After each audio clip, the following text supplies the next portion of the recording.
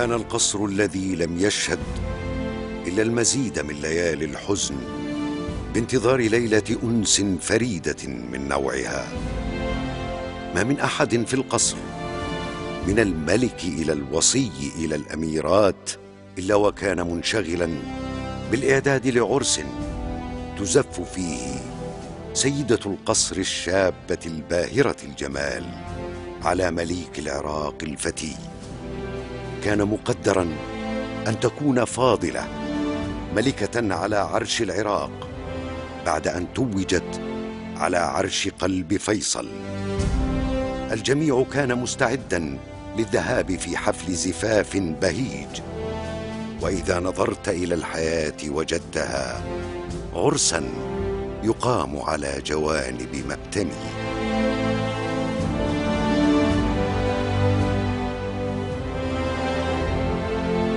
سمو الأميرة، كيف تصفون حياتكم أو الوضع في العائلة المالكة قبل يوم أو يومين من انقلاب عام 58؟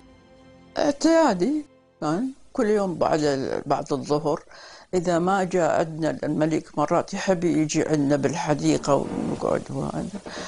نروح للسينما بقصر الزهور يومية ويا الملك، وإذا كان ويا أصدقاء أو شيهم أولاد يجون فنشوف الفيلم. أنا وحسين نرجع لبيتنا، مرات نتعشى بقصر رحاب. بس هالليلتين ما تصورت عشت لأنه عندي شغل تحضير للسفر، راح أترك بيتي وراح نسوي جنطنا وهذا، فرجعنا للبيت. إلى أين كنت تنوين السفر؟ وياهم إلى اسطنبول، وبعدين من هناك ناخذ طيارة إلى لندن. كنا نتحضر على الزواج للملك وخطيبته وهذا، فإحنا ردنا نروح أخذ ولدي وحسين وكل نخيط هدوم للعرس وللولد وكل هالأشياء في لندن. ما استأجرنا شقة، إحنا السفارة استأجرت لنا شقة العراقية يعني، راح ننزل بيها بلندن ونبقى الصيفية كلها هناك ونرجع على الخريف على نهاية الصيف. فرحنا هيك يعني وياهم، مفروض نسافر وياهم ويا الملك وأمي وأخواتي وأختي.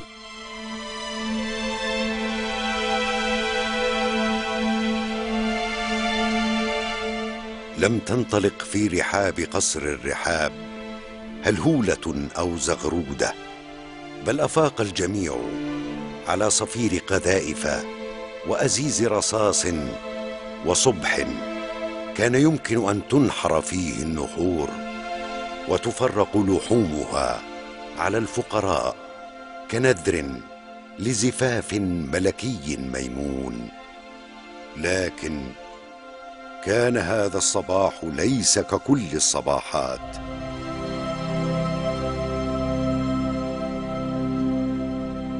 وأنا أروح قصر رحاب لأن أودع أخويا، لأن هو ما مسافر ويانا، هو باقي ببغداد. نزلنا من فوق، هم واقفين راح يفوتوا لغرفة العشاء، وأنا نزلت أبوس أخويا، بس هو الوحيد اللي باقي يعني من العائلة.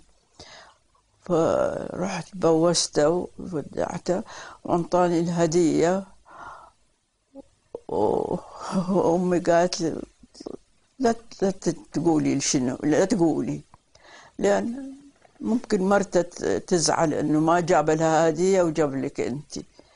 فضميت هذا وما شفته. وبعدين قمت أبوس. ما هي الهدية الآن نستطيع أن نعرف شو هي؟ تراتشي من كارتيه ذهب وفصين أميثست لونه بنفسجي، هو لونه 2 تراتشي من ذهب. قمت ودعته وبوسته هواية، فمديحة ضحكت قالت ها شنو هالبوس القد ليش؟ قلت له مديحة داغستاني كانوا متعشاين عند أهلي يعني، وأختها هاجر الجميل. فتسلمنا وتركت على حساب، راح البيت عندي شغل بعد ما خلصت الباكينج مالي.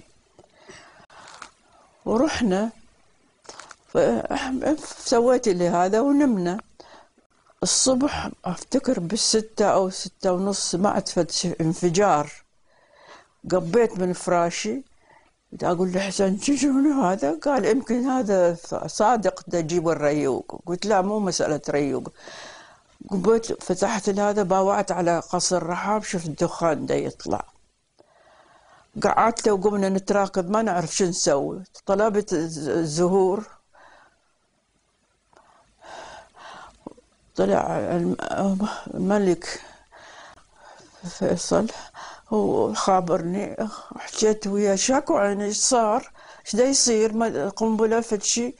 قال فكي الراديو واسمعي. انا ما فكيت راديو واعرف الاكذاب اللي راح يقولوها ما فكيت راديو. ظلينا قال تريدي جنود ادز لك حرس شي؟ قلت له لا اشكرك بابا ما عندنا شيء احنا هدوء سكوت خليه عندكم احسن. وبعد هذا الاتصال بي ولا سمعت صوته بعد ولا شفته بعد.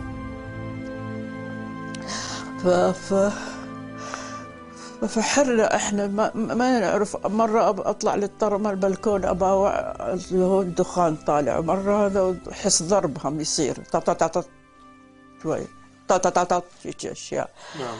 فقلقين احنا ما نعرف شو نسوي. قاعدين نتراكب من الطرمة للشباك من الشباك إلى هذا وصغار لبسوا وحاضرين. هي الناني إنجليزية فلبستهم وهذا على حساب راح نسافر.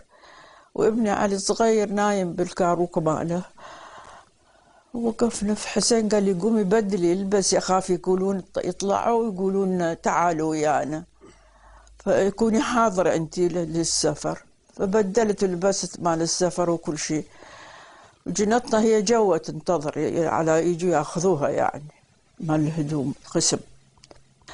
هالأثناء أنا على قصر رحاب نشوف الدخاخين ومرة ضربوا الرشاش بين مدة ومدة. جاء حسين يركض قال واحد جاي من هناك من جهة القصر دا يصيح صوت صيح واحد دا يبكي ودا يصيح. شوية شوية شوية قرب طلع المرافق تامر. كله صدر دم وهذا يبكي قتلاهم. مدى نفتهم شي يقول. صعد فوق عنده وقال ماتوا الملك والأهل ويبكي هو وهذا يصيح. طلعوا أخاف يجوكم هسه. طلعوا احنا ما عرفنا شو نسوي. انا قمت اصيح طبعا وابكي وهذا والصغار حوالي عفاس علي نايم عبد الله وحسين ما دام يفتهمون شيء. محمد اكبرهم 8 سنين عمره. والناني وات از تقول لي هي وات هابن هي انجليزيه ما تعرف عربي او البكه ولا الصياح. قلت له بفكر ما فاميلي بفكر ما فاميلي. فهي مش قالوا طلعوا نطلع شنو جبنا جابوا لي العباية لبستها وكمشت واحد من الولدين عبد الله ومحمد ونزلنا. وحسين ورانا لما الباسبورتات وإذا عنده شوية فلوس أخذها وياه عراقية ما نعرف وين راح نروح. وهالأثناء سوى بسام تلفون دكتور بسام قال راح نجي أنا وثمينة ناخذكم. قلت له ليش هو مو يسمعوا الراديو اشتار قبل لا دا يجي ثامر.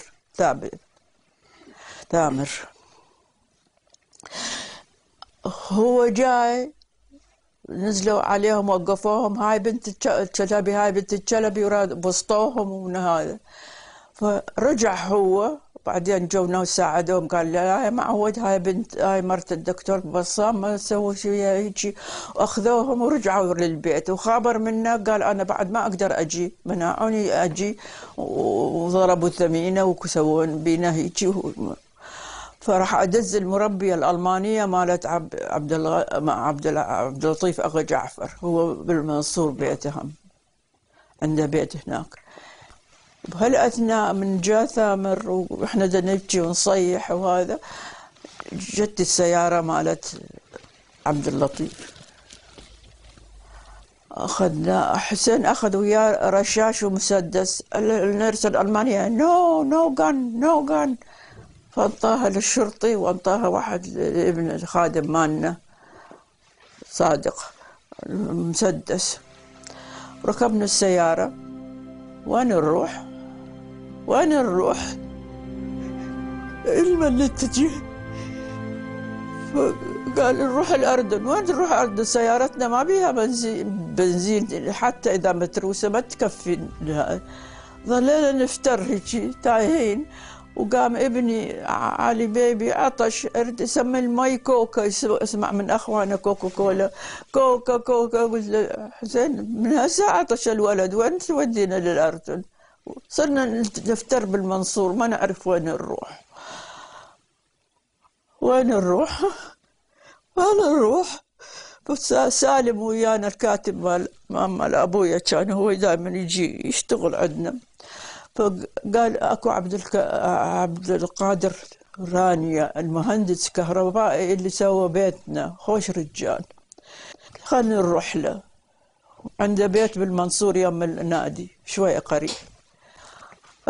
رحنا له، فكان فد رجال عظيم رحب بينا كأننا احنا بعدنا احنا ملوك ولا كل شيء بإيدنا. فد ترحيب، فد ابتسامة، فد عبالك واحد من أهلنا. يمكن أهلنا ما كان سووا هيك. دخلنا قعدنا هيك بغرفة كانت مع النوم أفتكر شبيها إير كونديشن. قعدونا، ظل حسين وهو وسالم هذا قعد بالطرمة ينتظروا نشوف إيش راح يجون علينا ولا يجون علينا. ما إجوا، بس دا نسمع ضرب أكو. لا العفو. رحنا أول بيت عبد اللطيف أغا جعفر هناك قبل لا نروح لعند عبد القادر. هناك ابني عبد الله قام يبكي لأن نشوف الناس واقفين خدم وناس تقريبا 10 أشخاص بالبيت واقفين ما أدري شنو هم. هو قام يبكي وأنا قمت أبكي والطم وصيح. جت النرس الناني مالتهم ألمانية، هي انطتني حبابي فتشي أشرب حتى تهدى أعصابي، فتشي يعني يمني يدوخني ما أدري. وهناك وسمعنا حس ضرب قوي كان جاي من قصر الرحاب. قالوا قوموا طلعوا من هنا أخاف يجون.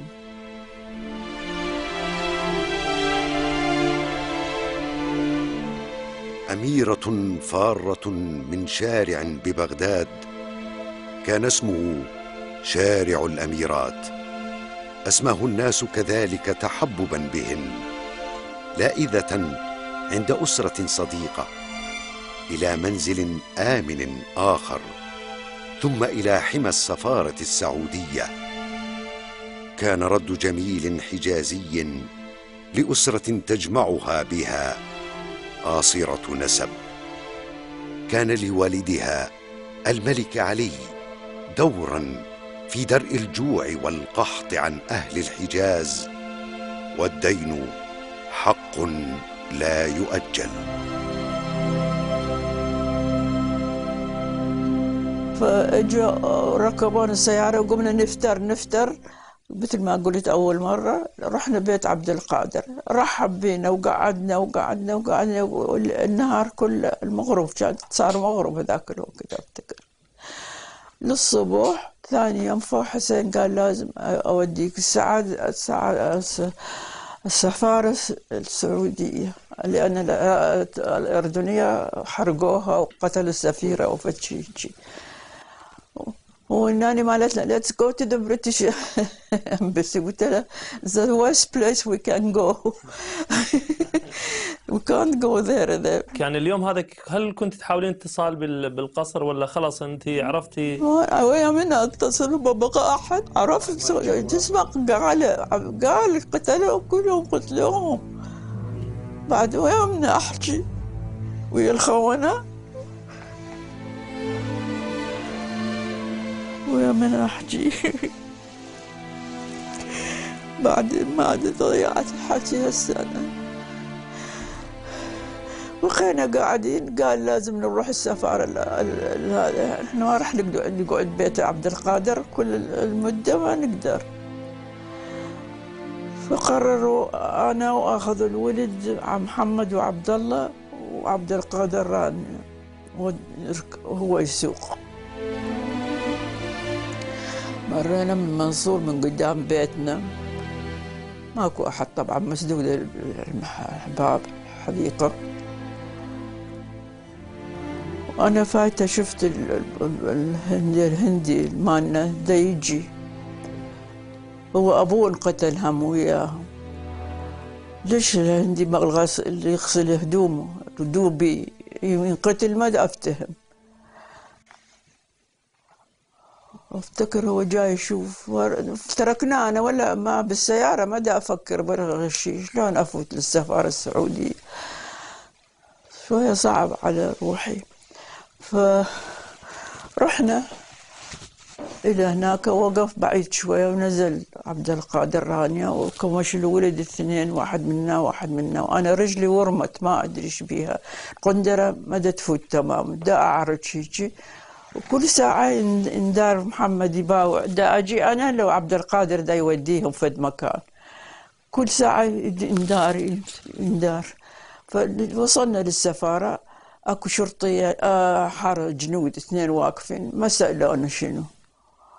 فتنا هو عبد القادر وقف، أنا وأخذ كمشت الولد وفتت للسفارة. باوعت هيجي فوق، شفت زوجة السفير دا تباوع، منو هاي المرة اللي جاية يمكن وياها ولد اثنين.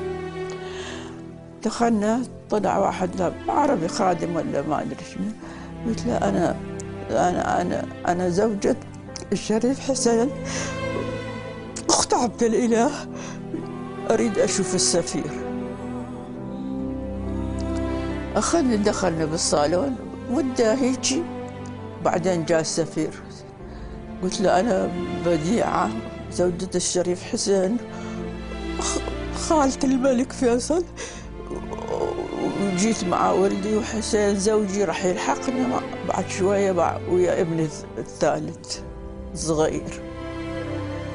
هو مرتبك شوية، كان مثل خايف لا يقدر يقول لي لا ما أخذكم، ولا خايف أن يأخذنا ويزعل الحكومة. كلش كان مؤدب الحقيقة. قعدنا ننتظر طالت المدة، ما دا يجون أشوف. دا باوع، بعدين طلع من الشباك، هو أرضي القصر، الصالون مالهم أرضي، على الشباك شفت جاء حسين ويا الناني وشايل علي ابني. دخلوا، جلست جاي هو، بعدين قلت له تأخرتوا، قال بعدين. فهالأثناء السفير فات، وقعد أخو الشريف حسين يحكي معه أشياء ما أعرف شنو. خلص، وبقينا هناك شهر إلى 12 آب، تركنا العراق 12 آب. هو مدى يتجاسر يقولهم هم عندي ظاهر للحكومة، إلى أن اتفق وياهم أن يطلعونه من العراق. عبد السلام حضرته يقول لو يروحوا سوريا أو مصر ماكو طلوع بغير مكان، احنا سوريا ما نعرف بها أحد، شو نسوي نروح سوريا؟ هالأثناء هو الظاهر كلم الملك سعود، القصر مالهم السفير يستأذن فلان زوج الشريف حسين اجا وأهله وياه، قال له هم رقبتك، أمانة في رقبتك، أمانة برقبتك.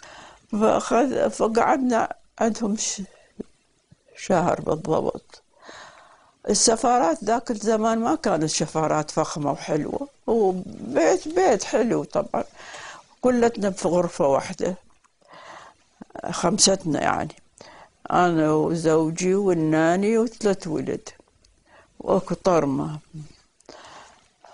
الولد ينامون من وقت ورا العشاء، فنحن نطلع بالطرمة نقعد. حسين يسمع لندن، بعدها متأملين إنه راح يسوي شيء، متأملين. كيف كانوا يغطوها من يعني في البي بي سي في ذاك الوقت؟ كيف كانت لندن تغطي هذا برود، ما هاممهم ولا يريدون يحجون به. يعني ما أعطوها أهمية في الأخبار؟ لا. خلاص رحنا احنا بعد شو يسوي بينا؟ يعني شنو خل تروحوا. استعملونا إلى أن خلصوا منا. فنقعد نسمع أخبار بالليل، لأن الصغار ينامون من وقت إحنا ما نقدر، ما كنا نوم عندنا، إحنا نقعد بالطرمة بالبلكون بس نسمع محطات. مع حسين عنده راديو صغير يسمع بيه. ننزل ننام ونقوم الصبح ننزل نتريق ونجي نقعد بالغرفة هم.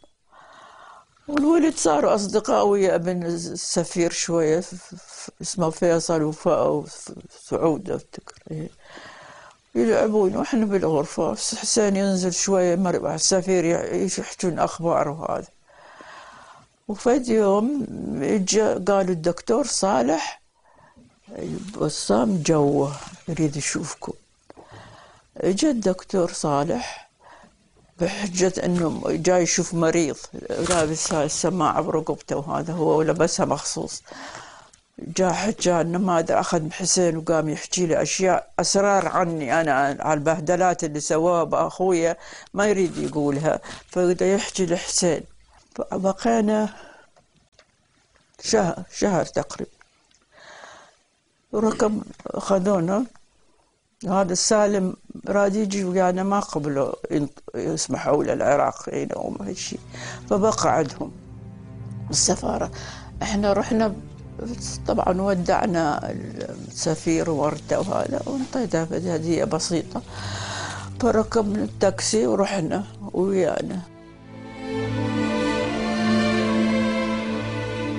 كتبت سطورا في مذكراتها بخط يدها الراعشة، قالت فيها: حينما أقلعت بنا الطائرة أنا وزوجي وأولادي الثلاثة من بغداد في ذلك اليوم القائض، حسبت بأن الطيار سيحلق مثل كل مرة فوق قصر الرحاب ليمكنني من إلقاء نظرة علي، وهي ستكون نظرة الوداع هذه المرة، لأشاهد ما عبث الانقلابيون به، لعلي ألمح أحدا من أهلي وربما نسوا أن يقضوا عليه فانزوى مختبئا هنا أو هناك.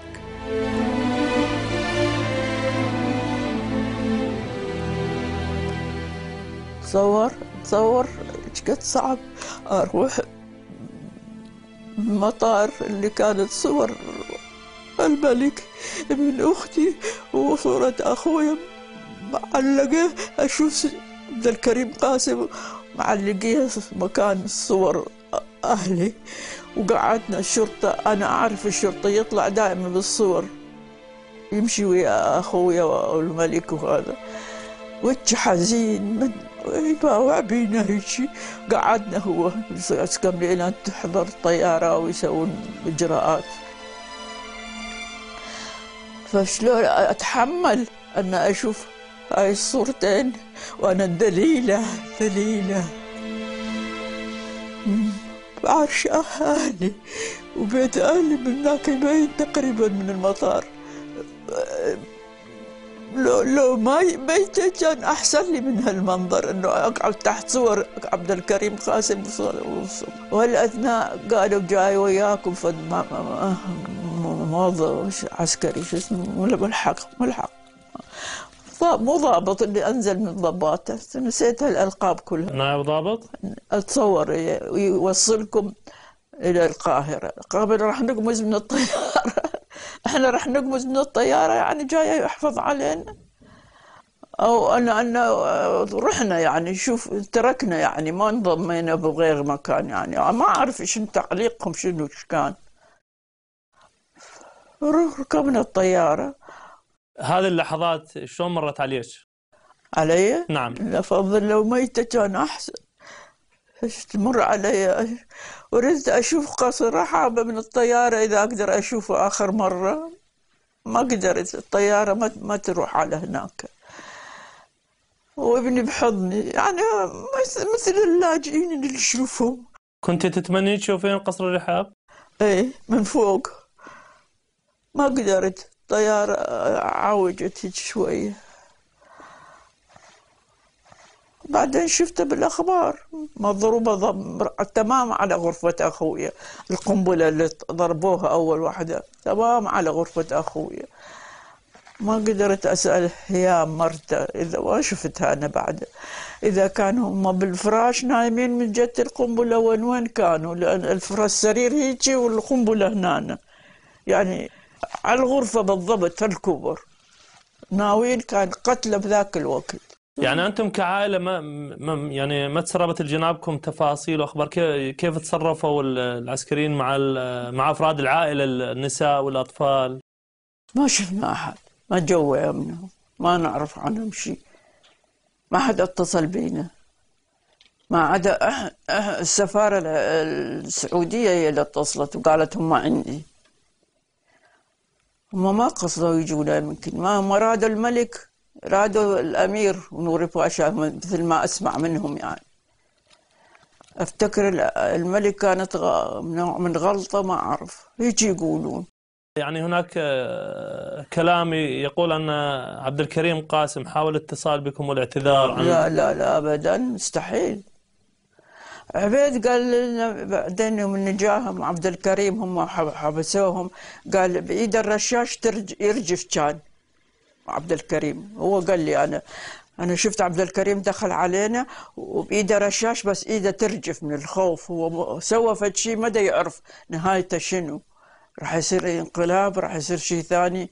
وبعدين سمعنا أنه عمر علي الله يرحمه حضر الفوج ماله راد يجي لبغداد، لما عرف أنه الملك انقتل وقف راد يسوي شو اسمه عمل بالضد. يعني ايه ما كانت هناك أي محاولة من الحكومة العراقية للاتصال بكم؟ لا أبد. طيب جنابك ذكرت في كتاب مذكرات وريثة العروش أن الضباط يعني على نص العبارة كما تقول العبارة أن الضباط الأحرار قد سرقوا عقدا لك. أنا عندي يعني أكو قاصتين، واحدة عند الملك وواحدة عند الأمير، بيهم اللي مجوهرات اللي محبس اللي ساعة. أنا عندي صغيرة هيك ما فد هذا، أمي انطتني إياها، أنا تركتها بقصر رحاب على مود أأمن من بيتي. يعني أكو عقد مال أمي وأكو ساعة جد حسين قديمة من تاريخية يعني، وزنجير ذهب بيها.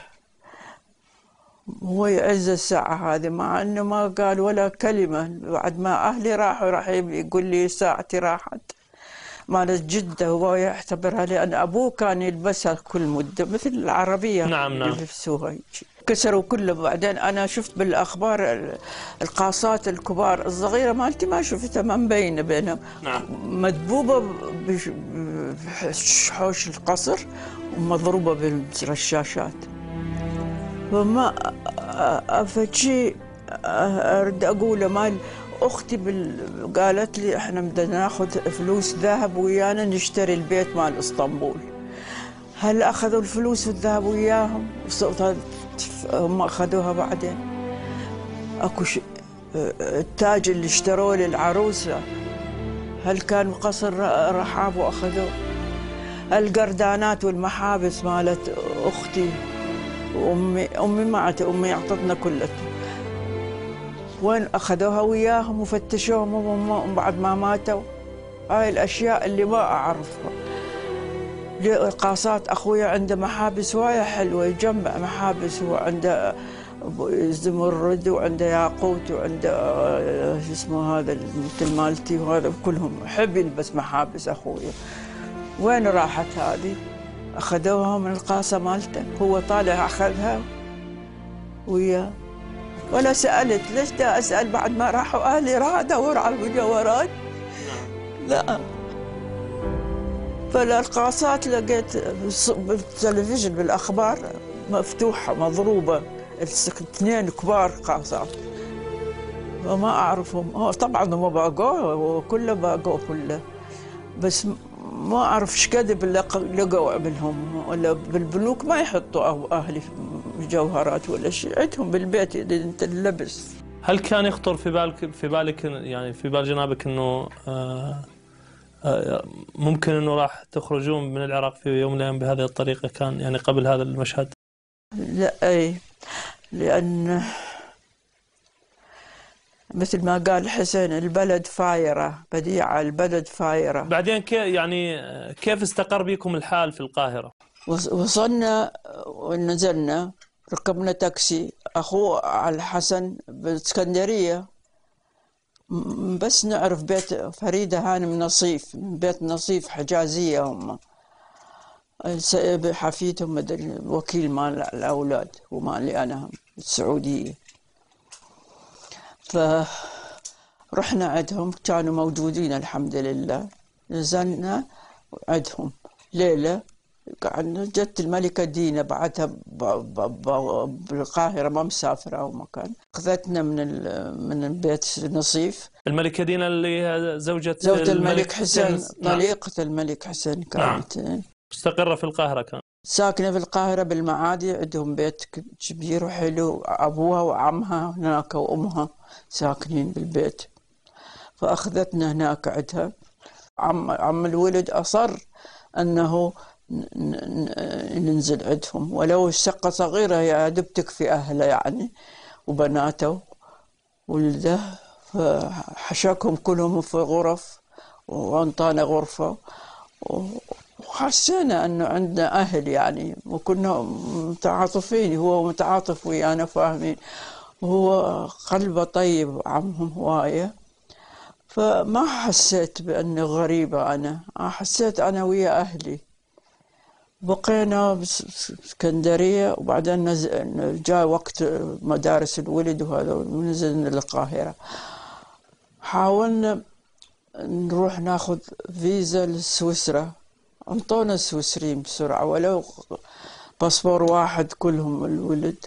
احنا نسينا ننطي ناني مالتنا من بغداد، وديناها للسفارة الإنجليزية، لأن ما راح نقدر ناخذها ويانا، هي إنجليزية. فراحت للسفارة الإنجليزية، هم طيروها إلى قبرص، من قبرص إلى لندن.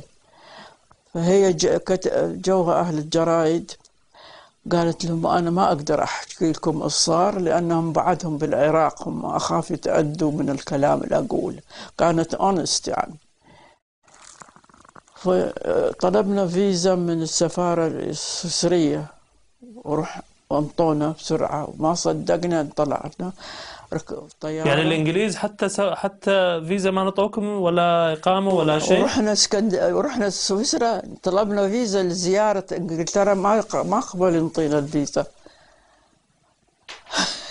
ما رضى ينطينا فيزا نروح لإنجلترا. تعرفوا هيك الإنجليز هم هيك مع الأسف، مع أنه بعدنا نحبهم ونجي نسكن ببلدهم. شو نسوي؟ غريب، ما عندهم صديق. وأنا كنت معتقد أنه يعني ساعدوكم وسهلوا لكم الأشياء أنه تجون هنا. لا، ما ساعدنا إلا ديكسون فيرث، إذا مات الله يرحمه. هو ركب بعد ما رحنا سويسرا، جانا بالطيارة وقال تريدوا محامين، تريدوا أشياء مساعدة. أكو وزير كان السمات، صديق أخويا، هو هذا مساعدنا شوية بالمجيء إلى بريطانيا. بعد ذلك انتقلتوا إلى سويسرا، كم بقيتوا هناك؟ صيفية شتوية كلها. تركنا حسين وراح للسعودية، سوى باسبور جديد سعودي، وذبينا الباسبور العراقي مال الجمهورية، وجاء هو اجا. وبعدين بالصيف الثاني تركنا، رحنا ديكسون فيرث، وهذا الوزير هذا انطونا فيزا نجي لإنجلترا. رحنا زيارة لأم صباح، نشوف أم صباح مرة نوري باشا، هي هنا من ثار الانقلاب، مصيفة هي وعصمة مرات صباح. فجينا نشوفها، ركبنا وجينا نزلنا بالأوتيل دورتشستر.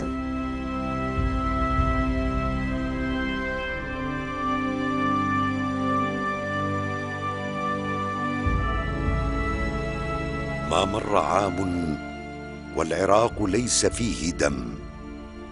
شنقوا وسحلوا ومثل بأجسادهم وعلقوا على المشانق، لكن حبل الذاكرة متين لا ينقطع ما دام في الدنيا قمر، ما دام في العين بصر.